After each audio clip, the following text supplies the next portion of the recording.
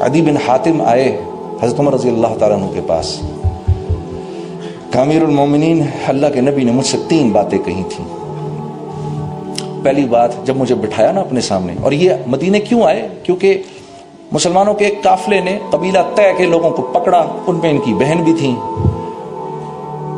پکڑا، مال تو لے لیا۔ جب لوگوں کو چھوڑنے لگے، کیونکہ یہ لوگ لوٹ مار کرنے آئے تھے، مسلمانوں نے پکڑ لیا ان کو، جب چھوڑنے لگے تو پتہ چلا کہ بھائی حاتم طائی کے خاندان کی ایک عورت بھی ہے اس میں، عدی بن حاتم کی بہن ہے۔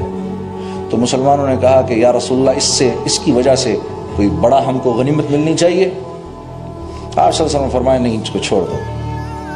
تو جب چھوڑ دیا تو وہ واپس گئیں، واپس جا کر رسول اللہ صلی اللہ علیہ وسلم کے اخلاق، صحابہ کے اخلاق، صحابیات کے اخلاق سب بتائے، اور جا کر کہا عدی بن حاتم کو، ہم اپنے دادا کے بارے میں سنتے ہیں، حاتم طائی کے بارے میں، کہ سخی وہ تھا، میں اس کی قسم کھاتی ہوں جس نے محمد تمہیں پیدا کیا۔ میں یہ سمجھتی ہوں میں جس آدمی کے پاس سے آ رہی ہوں اس سے بڑا سخی آج تک کوئی پیدا نہیں ہوا۔ تو بڑے حیران ہوئے عدی بن حاتم، اچھا ہمارے دادا سے بڑھ کے بھی کوئی ہے؟ تو پہنچ گئے اللہ کے نبی کے پاس، وہاں دیکھا تو صرف غریب غربا بیٹھے ہوئے، سارے کھانے کو بھی نہیں ہے۔ تو ایک نظر یوں ڈالی، پھر ایک نظر یوں ڈالی، پھر کیونکہ سردار تھے بیٹھے رہے، اللہ کے نبی بھانپ گئے۔ آپ نے فرمایا عدی، وہ کیا وقت ہوگا جب میرے ماننے والے دمشق کے اوپر چڑھائی کریں گے، اور مسلمانوں کا جو ہراول دستہ ہوگا اس میں مسلمانوں کا عالم تیرے ہاتھ میں ہوگا۔ تو عدی بن حاتم خود فرماتے ہیں، خود کہتے ہیں کہ مجھے یقین ہو گیا کہ لوگ اس آدمی کو جو مجنوں کہتے ہیں صحیح کہتے ہیں، کہ یہاں تو کھانے کو نہیں اور یہ دمشق پہ چڑھائی کی بات کر رہا ہے۔ ہاں جی، پھر کہا اچھا عدی یہ بتا، وہ وقت کیا وقت ہوگا جب یمن سے ایک عورت زیورات سے لدی بھدی چلے گی اور مدینے آئے گی اور کوئی اس کو چھونے والا نہیں ہوگا؟ تو کہتے ہیں میں چپ رہ بھی نہیں سکا، بے ساختہ میرے منہ سے نکل گیا، تو کیا قبیلہ طے کے سارے مرد مر چکے ہوں گے؟ کہتے ہیں میرے منہ سے نکل گیا بے ساختہ۔ کہتے ہیں ہم تو ڈاکو لٹیرے مشہور تھے۔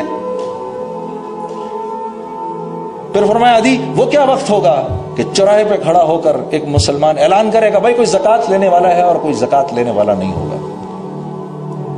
تو حضرت عمر رضی اللہ تعالیٰ عنہ کو یہ بات آ کر ان کا بازو پکڑ لیا اور آنکھوں سے آنسو ہچکیاں، میرے نبی نے جو پہلی بات کہی تھی وہ تو صحیح ہو گئی، دمشق اللہ کے فضل و کرم سے آج مسلمانوں کی تحویل میں ہے، اور ہاں وہ جو ہراول دستہ تھا میں سب سے آگے تھا اور مسلمانوں کی فوج کا علم میرے ہاتھ میں تھا۔ تو حضرت عمر مسکرائے، کہا تجھے تیری دوسری بات بھی سچی دکھا دوں؟ تو کہا اچھا، کہا میرے ساتھ آؤ۔ لے گئے، وہ کچھ عرصے پہلے وہ عورت یمن سے چل کے آئی تھی، کہا تو کون ہے؟ میں فلاں۔ کہاں سے آ رہی؟ یمن سے۔ کہا اتنی لدی پھدی؟ کہا ہاں۔ کہا یہ بتاؤ مسلمانوں کو کیسا پایا؟ کہتی ہے ایسا جیسے ایک ماں کی اولاد ہوں سارے۔